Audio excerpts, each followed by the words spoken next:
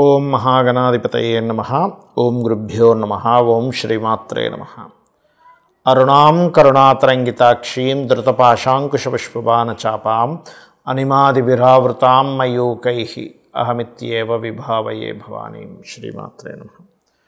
ప్రేక్షకులకి లలితాంబిక అమ్మవారి యొక్క అనుగ్రహం పరిపూర్ణంగా కలగాలని స్ఫూర్తిగా కోరుకుంటూ మనం ఈరోజు 16వ తేదీ నుంచి 31వ తేదీ వరకు ఉన్నటువంటి పక్ష ఫలితాలు ఏ విధంగా ఉన్నాయి, అలాగే గ్రహస్థితి ఏ విధంగా ఉంది ఈ 15 రోజుల పాటు అంటే పక్ష ఫలితం చూసుకున్నట్లయితే, గురువు మనకి మిథున రాశిలో ఉంటూ 18వ తేదీకి మారిపోతున్నాడు కర్కాటకంలోకి. అలాగే శుక్రుడు 17వ తేదీ శుక్రుడు చూసుకున్నట్లయితే అక్కడే ఉంటున్నాడు కన్యారాశిలోనే. రవి మాత్రం 17వ తేదీకి కన్యారాశి నుంచి తులారాశిలోకి మారుతున్నాడు. మరియు తులారాశిలో కుజుడు బుధుడు ఇద్దరు ఉన్నారు. ఆ కుజుడు బుధుడు కూడా కుజుడు 27వ తేదీకి, బుధుడేమో 24వ తేదీకి వృశ్చిక రాశిలోకి మారిపోతున్నారు. అదేవిధంగా సింహంలో కేతువు చంద్రుడు, ఆ యొక్క చంద్రుడు 15 రోజుల పాటు మనకి 6 రాశులు మారుతాడు.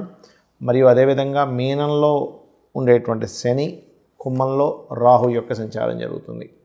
ఈ యొక్క గ్రహస్థితిని అనుసరించి 12 లగ్నాల వారికి, లగ్నం తెలియని వారి రాశి నుంచి కూడా చూసుకోవచ్చు ఎటువంటి ఫలితాలు ఉన్నాయి, ఏ విషయాల పట్ల జాగ్రత్త వహించాలనేటువంటి విషయాలు మనం తెలుసుకుందాం. అయితే చెప్తుంది నేనైనప్పటికీ ఈ విషయాలు సాక్షాత్ అమ్మగా భావిస్తూ ఒక్కొక్కటిగా తెలుసుకుందాం. వృషభం వారికి కనుక చూసుకున్నట్లయితే ప్రధానంగా మీకు మీ యొక్క రాశ్యాధిపతి అయినటువంటి శుక్రుడు పంచమ స్థానంలో, ఆలోచన స్థానంలోని, ప్రేమ వ్యవహారాలకు సంబంధించిన స్థానాల్లోని, షేర్ మార్కెట్ స్థానంలో ఉన్నాడు. కాబట్టి మీరు ఏదైనా షేర్ మార్కెటింగ్ రిలేటెడ్ సంబంధించినటువంటి అంశాలలో తొందరపాటు నిర్ణయాలు ఎట్టి పరిస్థితుల్లో పనికిరావు అనేటువంటి చాలా స్పష్టంగా గోచరిస్తుంది.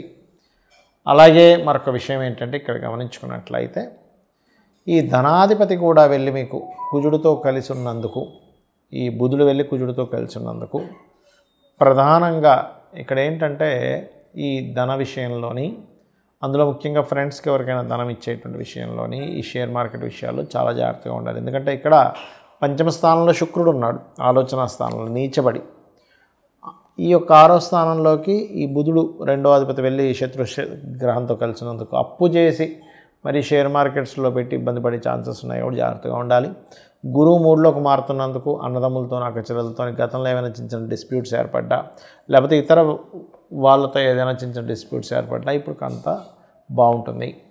అంటే 18వ తేదీ నుంచి ఎప్పుడైతే మీకు గురువు మారుతున్నాడో, ప్రాపర్టీస్ తీసుకునేటప్పుడు, వాహనం మీద వెళ్ళేటప్పుడు కొద్దిగా జాగ్రత్తగా ఉండండి.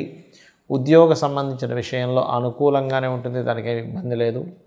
వివాహ నిర్ణయాల విషయంలో మాత్రం 6వ స్థానంలో అధిక గ్రహాలు ఉన్నాయి కాబట్టి వివాహ నిర్ణయాలకు సంబంధించినటువంటి అంశంలో చాలా చాలా చాలా కేర్గా ఉండాలి. తొందరపడి నిర్ణయాలు తీసుకోకూడదు. అప్పు లభిస్తుంది, కాకపోతే మీరు అప్పు ఎవరికైనా అప్పు ఇచ్చేటువంటి విషయంలో, తీసుకునేటువంటి విషయంలో మాత్రం పర్ఫెక్ట్గా మీరు ఎలా తీర్చగలరు ఏంటంటే ప్లానింగ్ చేసుకుంటూ తీర్చుకోండి, బాగుంటుంది. ఇక ఈ 12వ అధిపతి 6లో కూడా ఉన్నందుకు ఇది ఒక రకంగా చెప్పాలంటే విపరీత రాజయోగం కింద చెప్తారు. కానీ వృషభం వారికి ఇక్కడ 6వ స్థానంలో ఇంకే గ్రహాలతో కలిసి ఉంది అనేటువంటి చూసుకోవాలి. దాని పరంగా ఇది కొంతవరకు శత్రువుపై జయాన్ని, కాంపిటీషన్ రిలేటెడ్ వాటిలో కలిసి రావడము, ఇటువంటి యోగాలు కూడా ఈ యొక్క 6వ స్థానంలో ఉండేటువంటి గ్రహస్థితి ఇస్తుంది. అయితే మీరు నిత్యము కూడా అమ్మవారి యొక్క నామాన్ని, లలితా సహస్రనామాల్ని లేదా శ్రీమాత్రే నమః అనేటువంటి మంత్ర సాధన ఎక్కువగా చేయండి. అన్ని విధాలా మీకు బాగుంటుంది. చాలామంది ఏమండి మేము ఎంత కష్టపడినా కూడా మాకు ధనపరమైనటువంటి విషయాల్లో అభివృద్ధి ఉండట్లేదు, ఏమి చేయాలని అడుగుతూ ఉంటారు. ఇక్కడ 3 అంశాలు ప్రధానంగా. ఒకటి, మీ యొక్క జన్మజాతకంలో ధనాధిపతి లక్ష్మీ స్థానాలను కొని ఉంటాయి. ధనాన్ని ఇచ్చేటువంటిది ధనస్థానం. అలాగే మీ ఆలోచనలు, మీరు ఎక్కడైనా నిర్ణయాలు తప్పు తీసుకుంటున్నారా, ఆ నిర్ణయాల వల్లే మీకు ధన సంబంధించిన ఇబ్బంది తగ్గుతుందా అని చెప్పేది పంచమ స్థానం. పూర్వజన్మ పుణ్యాన్ని బట్టి వచ్చేటువంటి ధనయోగం ఉంటుంది, అది 9వ స్థానం. అలాగే లాభాలు, వ్యాపారాలు బట్టి వచ్చేటువంటిది లాభస్థానం. లేదంటే నేను జాబ్ పరంగా చేస్తానండి అన్నప్పుడు 6వ స్థానాన్ని, దశమ స్థానాన్ని ఇట్లా చూస్తూ ఉంటాం. అయితే ఇందులో ఒక్కొక్క గ్రహానికి ఒక నిర్దిష్టమైనటువంటి కారకత్వాలు ఉంటాయి. ఒక్కొక్క గ్రహానికి గుర్తుపెట్టుకోండి. ఆ గ్రహము మొత్తం మనకి 2 ఛాయాగ్రహాలు, మిగతా 7 గ్రహాలు మొత్తం 9 కలిపితే మీ ధనాధిపతి ఏ నక్షత్రములో ఉన్నాడు, ఏ గ్రహంతో సంబంధం కలిగి ఉన్నాడు, అసలు అక్కడ ఉన్నదేమిటి, మీరు ఎక్స్పెక్ట్ చేస్తుంది ఏమిటి అంటే చిన్న ఎగ్జాంపుల్ చెప్తాను చూడండి. మనం చక్కగా మామిడికాయకి సంబంధించి మామిడి చెట్టుకు సంబంధించిన ఒక టెంకని పాతాం. అదేమైంది, పెద్ద అయింది, వృక్షమైంది, మొత్తం మామిడి పళ్ళు ఇస్తుంది. మీరు ఎక్స్పెక్టేషన్ మాత్రం చింతకాయలు రావాలనో లేకపోతే సీతాఫలం రావాలనో అనుకున్నారు. అది రావట్లేదు. ఎక్కడి నుంచి వస్తుంది అంటే మీరు ఏదైతే నాటారో భూమిలో దాని యొక్క ఫలమే వస్తుంది. అలాగే మనం పూర్వజన్మలో ఏదైతే కర్మ చేశామో ఆ కర్మ సంబంధించిన ఫలితం వస్తూ ఉంటుంది. జ్యోతిష్ శాస్త్రంలో మీకు అసలు ధనయోగం ఎందులో ఉందో చూసుకోవాలి. అంటే ఒక వ్యాపారం చేస్తే ఉందా, ఉద్యోగం చేస్తే ఉందా, ఆ ఉద్యోగం కూడా ఇక్కడ చేస్తూ ఉందా, వేరే రాష్ట్రానికి మారాలా, వేరే దేశానికి వెళ్ళాలా. చాలామంది ఏమనుకుంటారు, ఏమంటే నేను పెద్దగా చదువుకోలేదు, ఏ దేశానికి వెళ్తాను. కొన్ని వృత్తులకి కొన్ని టాలెంట్స్కి చదువుతో సంబంధం అనేటువంటిది ఉండదు. ఇది ముఖ్యంగా గుర్తుపెట్టుకోవాలి. అలాగే వ్యాపారం చేసేటట్టయినా చదువుకునేటప్పుడైనా కూడా ముఖ్యంగా చిన్నపిల్లలకి ఒక ఏజ్ వచ్చినప్పటి నుంచే, ఒక సర్టన్ ఏజ్ స్టార్ట్ అయినప్పటి నుంచే జాతకం చూపించుకుంటే అసలు వీళ్ళు ఏ రంగాల్లోకి వెళ్తే బాగుంటుంది. ఆ పిల్లవాడికి ఇంజనీరింగ్లో ఉంటుంది, పాపం తల్లిదండ్రులు వీళ్ళు డాక్టర్ చదివిస్తే వీళ్ళ లైఫ్ బాగుంటుందేమో అనుకుంటే దాని మీద ఇంట్రెస్ట్ ఉండక సరిగ్గా అది నడవక ఎందుకు చదివేంటారు ఎంబీబీఎస్ అన్నట్టుగా ఉంటుంది. ఇంకొంతమందికి ఫ్యాషన్ దాని మీద ఉంటే వాళ్ళు వెళ్ళి ఇంకో డాక్టర్ చదువుతూ ఉంటారు.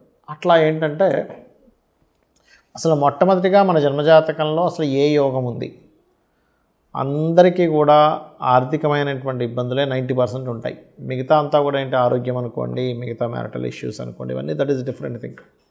కానీ ఆర్థికంగా స్థిరపడితే ప్రతి ఒక్కరూ ఆనందంగా ఉంటారు. కాబట్టి మీ అందరికీ కూడా నేను చెప్పేది ఒకటే, మీరు ఎంత ఇబ్బంది పడుతున్నా అమ్మవారి నామం ఒకటి ఉంది, అది కనుక మీరు స్మరించుకోగలిగితే భక్తి శ్రద్ధ భావనతో నిత్యము రోజు చేస్తూ ఎక్కడా కూడా టైం తప్పకుండా, ఎందుకంటే ఉదయం పూటే చేయండి. చాలామంది ఏంటంటే ఏమంటే సాయంత్రం చేసుకోవచ్చా, ఉదయం మిస్ అయితే అంటే చేయొచ్చు, చేయకూడదని కాదు. కానీ ఏమవుతుంటుందంటే ప్రాక్టికల్గా నేను చూసినప్పుడు కొంతమందికి నాన్ వెజిటేరియనో లేకపోతే ఇంకోటితో అలవాటు ఉంటుంది. పొద్దున్నే మీరు చేసేసుకున్నారు అనుకోండి, తర్వాత మీకు ఉండే అలవాటుని బట్టి ఏదో తింటారు, ఫుడ్ రిలేటెడ్ సంబంధించింది, అది వారి వృత్తులను బట్టి వారికి సంబంధించినటువంటి దీన్ని బట్టి వాళ్ళకి అలవాటు ఉంటుంది. ఇక్కడ ఏమవుతుంది, మధ్యాహ్నం ఏదో నాన్ వెజిటేరియన్ తిన్నారు, అమ్మ ఇవాళ సాయంత్రం నేను చేయకూడదు కదా, అమ్మవారిది కదా అని పెండింగ్ పెడతాం. ఈ కంటిన్యూటీ అనేటువంటిది మన ఆహారపు అలవాట్ల మూలంగా ఎక్కడో అది ఆగుతూ ఉంటుంది. అలాగే మరొక విషయం ఏంటంటే చాలామంది 108 సార్లు చేయడం, ఒక మాల తిప్పడం చేస్తారు. అలా చేయకండి. ఒక 45 నిమిషాలు లేదా అరగంట సేపు నేను చెప్పబోయే మంత్రాన్ని చేయండి. ఖచ్చితంగా మీకు ఫైనాన్షియల్గా బాగుంటుంది, అప్పులున్నా కూడా క్లియర్ అవుతాయి. ఆ రెండో ఏంటో కూడా చెప్తాను. ఒకటి, ఓం ధర్మాధ్యక్ష ధనాధ్యక్ష ధనధాన్య వివర్ధినియే నమః. ఇది మీరు పలికేటప్పుడు ఆ భావన కనెక్ట్ అవ్వాలి. ధర్మాధ్యక్ష అనగానే ఆ ధర్మాన్ని అధ్యక్షురాలు నీవేక తల్లి. ధనాధ్యక్ష ఈ విశ్వంలో ఉండేటువంటి ప్రతి ఏదైతే మనీ ఫామ్లో ఉందో, మనీ అనేటువంటి పవర్ ఫామ్లో ఉందో అంతటికీ అధ్యక్షురాలు నువ్వే కదా తల్లి. ధనధాన్య వివర్ధిని, ధనాన్ని ధాన్యాన్ని ఇచ్చే తల్లివి నువ్వే కదా అని లలితాంబవారిని అనుకోండి. అలాగే ఓం అపర్ణాయై నమః ఈ మంత్రము ఖచ్చితంగా మీకు అప్పుల నుంచి బయటపడేస్తుంది. అప్పుల బాధల నుంచి బయటపడగలుగుతారు. అంటే క్యాలిక్యులేషన్ అనేది స్టార్ట్ అవుతుంది, ఎలా చేయాలి, ఎలా అప్పు తీర్చుకోవాలి, నాకు ఉన్నటువంటి అప్పు ఎలాగా అనే దాని మీద మనకి అర్థమవుతూ ఉంటుంది. ఈ 2 నామాలు రోజు చేయండి. 100% మీకున్నటువంటి అప్పులు తగ్గడము, మీకు ఫైనాన్షియల్గా గ్రోత్ పెరగడం జరుగుతుంది. మీరు అనుకోవచ్చు ఏమండి ఇవన్నీ నేను ఇంట్లో కూర్చుంటే చేస్తే అవుతుంది. ఇంట్లో కూర్చుంటే చేయడం కాదు, మీ పనులు మీరు చేసుకుంటూ మీ ప్రయత్నాలు మీరు చేస్తే ప్రయత్నమే భగవంతుడు, ప్రయత్నమే అమ్మవారు. గుర్తుపెట్టుకోండి, ప్రతి ఫామ్లోని ఒక్కొక్క రూపంలో ఎనర్జీ రూపంలో అమ్మవారు ఉంటుంది. ఇది మీరు చేసి మీ అందరూ తరించాలని మనస్ఫూర్తిగా కోరుకుంటూ శ్రీమాత్రే నమః.